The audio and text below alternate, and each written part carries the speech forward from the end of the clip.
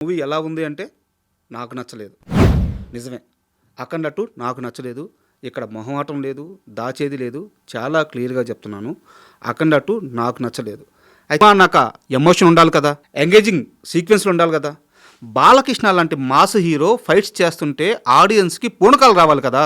Logic లేకపోయినా ఏదో ఒక మ్యాజిక్ అయితే జరగాలి కదా! అన్నిటికీ మించి బాలకృష్ణ లాంటి మాస్ హీరో ఉన్నాడు. ఇద్దరు హీరోలు ఉన్నారు.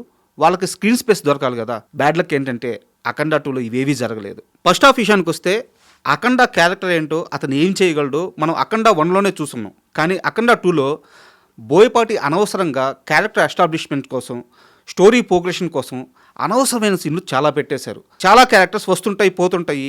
మనం ఎంగేజ్ అవ్వం. కథ ముందుకు పోదు. కథలో ఒక ఫ్లో ఉండదు. మరోవైపు బాలకృష్ణ అసలు ఎక్కడా కనిపించడు. మొదటి బాలకృష్ణ కనిపించడు, రెండో బాలకృష్ణ కనిపించడు. అసలు సినిమాలో ఏం జరుగుతుంది తెలుసుకునే లోపల గంట సినిమా అయిపోద్ది. ఈ గంట లోపల ఆడియన్ ఒక్క దగ్గర కూడా ఎంగేజ్ అవ్వడు. అండ్ ముఖ్యంగా ఈ సినిమాలో పెద్ద బాలకృష్ణ ఒక్క పాటకి, ఒక ఫైట్కి మాత్రమే పనికొచ్చారు. నిజానికి ఈ క్యారెక్టర్ లేకపోయినా సినిమాకి కానీ, కథ ఫ్లోకి కానీ ఎలాంటి ఇబ్బంది ఉండేది కాదు. ఈ క్యారెక్టర్ని అనవసరంగా వేస్ట్ చేసేశారు. అండ్ చాలా ప్లే తర్వాత డిఆర్డిఓ సీక్వెన్స్ ప్లే అవుద్ది. ఆ సీక్వెన్స్ ఏది కూడా ఎంగేజింగ్గా లేదు.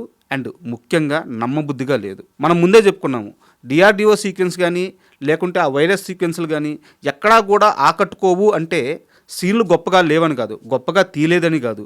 బాలకృష్ణ ఎక్కడా కనిపించడం లేదు.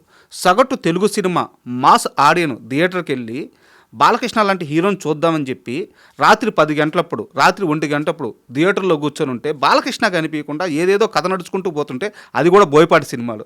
సో ఆడియన్ ఎక్కడ ఎంగేజ్ అవుతాడు? 'అఖండ 2'లో జరిగిన పొరపాటు ఇదే. ఇక్కడే సినిమా ట్రాక్ తప్పేసింది. ఇక కుంభమేళాలో ఆ సీక్వెన్స్ మొత్తంలో కొన్ని ఒరిజినల్ షాట్స్ కనిపిస్తాయి. ఇక్కడ మాత్రం బోయపాటిని ఒక మేకర్గా మాత్రం ఖచ్చితంగా అభినందించి తీరాల్సిందే. బోయపాటికి సాధ్యమయ్యే షాట్స్ అవి. ఇంకా మరి ఏ మేకర్ కూడా వాటిని కనీసం కన్సీవ్ చేయలేరు. సో ఇక్కడ బోయపాటికి ఫుల్ మార్క్స్ పడతాయి. అండ్ ఇంటర్వెల్ సీక్వెన్స్ ఒక 15 నిమిషాలు ఉంటుంది. అరాచకం, అద్భుతం, ఇంకా మాటలు లేవంతే, అంత గొప్పగా ఉంటుంది. బట్ ఇక్కడ కూడా గుర్తుపెట్టుకోండి, లాజిక్స్ గురించి, సైన్స్ గురించి అస్సలు మర్చిపోవాల్సిందే. 'అఖండ' ఫస్ట్ హాఫ్ చూశాక సినిమా పైన చాలా వరకు నమ్మకం పోతుంది. కానీ బాలకృష్ణ, బోయపాటి వీళ్ళిద్దరి మీద ఒక నమ్మకం ఉంటుంది. And interval